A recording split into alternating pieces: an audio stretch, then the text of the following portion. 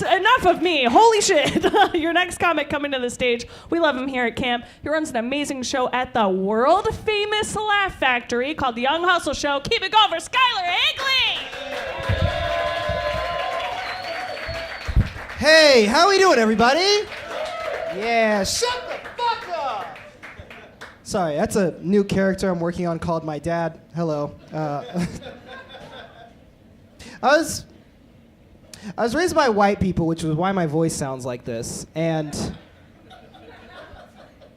having white parents, I had a white father. That was interesting. My white dad, that was a hard one, actually. My white dad kicked me out of his house. 15 years old, he kicked me out. He said, "Get out of here. You can't live here anymore." Which means my dad was so white that he gentrified his own family. That's what that means.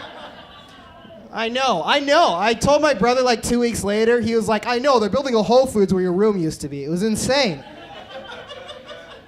It's so weird, right? I've always wanted to be like out here for the community, but like I could never be like a Black Panther, you know? Because you can't be a Black Panther and have a white dad. The Panthers were always like, the white man created the prison system to re-enslave the black man. I'm like, yeah, and then he took away my Xbox. Like, do you hate the white man? I'm like, I hate a white man? I don't know.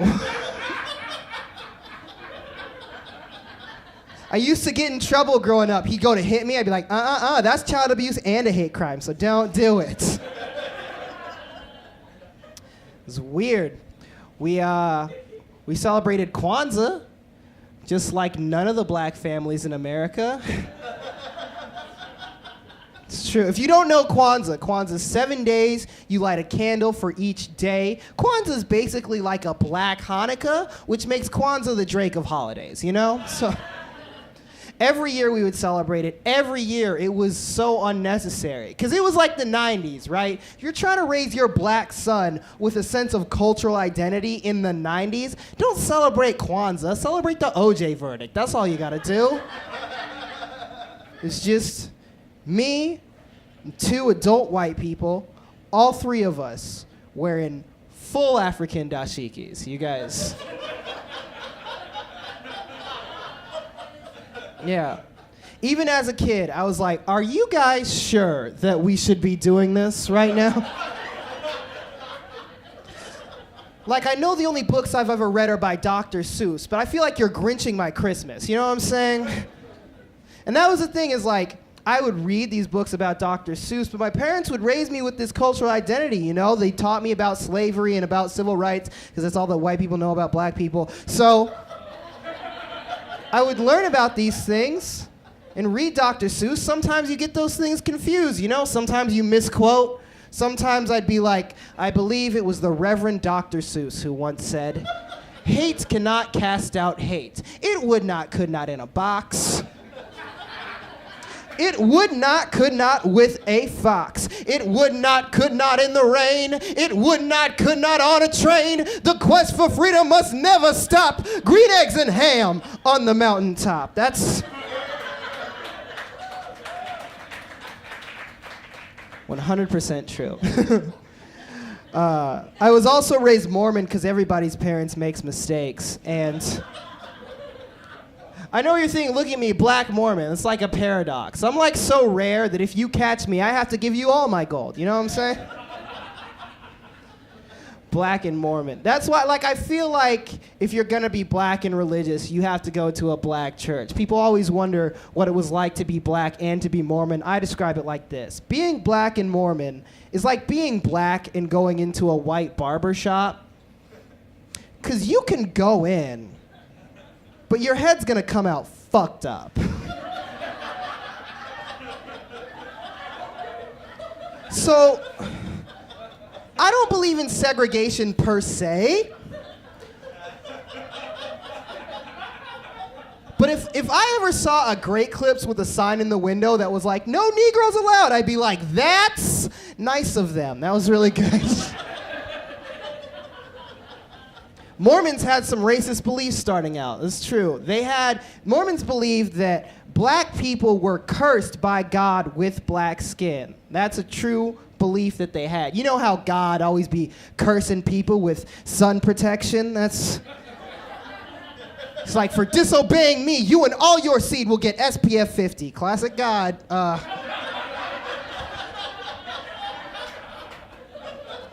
They also believed, this is true, they believed that the devil himself was a black man. The devil was black. You guys know the devil, right? Tricky guy, tempts you with something nice so you make a mistake and then you're his slave forever. Reminds me of a certain race. Don't get uncomfortable. I'm not trying to say that white people are the devil, but that's because I'm a comedian and not every history textbook. So why would I say that? None of that stuff bothers me anymore. To this day, like, people think about, like, religion and stuff. None of that bothers me. What does bother me, though, about religion, Mormonism, all of that, is in, like, Christianity. In every painting you see of God, and in every picture of God, God is always a white man. You guys realize that? Isn't that weird? Why is God always a white man when in reality, God is probably not real?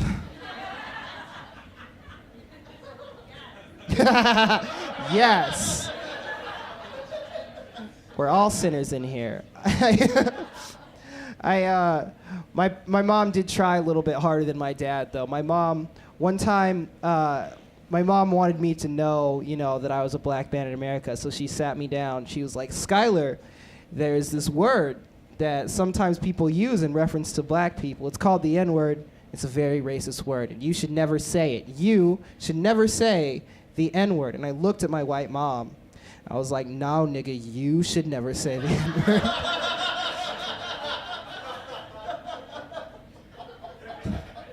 Sometimes you run into racism where you don't expect it. I'll tell you this quick story and I'll get out of here. I was running into this office where I worked, and I was late. So I was sprinting in, and I ran around this corner, and I ran into this white dude who was backing out of his office, shouting into an office inside, and I caught the last part of what he was saying, okay? And the last part of what he was saying was, like, we're black people or something. And then we made eye contact. And it was awkward, just like this is right now, and I tried to give him this look that was just kind of like, so you're gonna give me $50? You know, like a look that you can kind of give. And I'll never forget this. He looked at the ceiling. He was like, no. And then he ran back into his office, closed the door, locked it. Now, I couldn't talk to this man, right? So I'm sitting here in, like, potential racial tension, all this stuff, and the worst part about this is I only caught the last part of what he said, right? He said, like, we're black people or something. Was he being racist? Probably. But what if the first part of that sentence was really positive, What if he was saying something like, I wish we looked good in gold too, like something like really...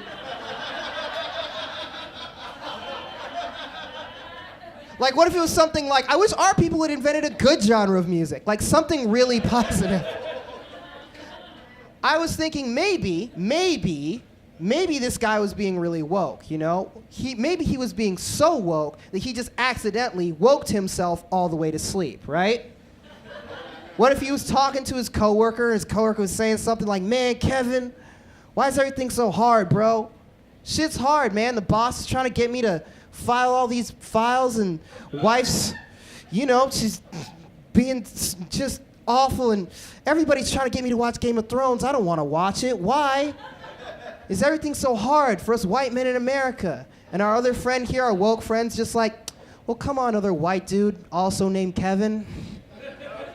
It's not as if everything is so hard. I mean, I don't know, for instance, it's not as if our ancestors were enslaved and then literally after building this country, released into a structurally oppressive society that was socioeconomically stratified to keep our people in the bottom social class through a series of laws and practices such as the Jim Crow laws or the war on drugs, feeding into the current prison-industrial complex we have today, leading to an inherent struggle to being alive, a struggle that, of course, birthed a beautiful flourish in art and culture has come to define the very identity of America today.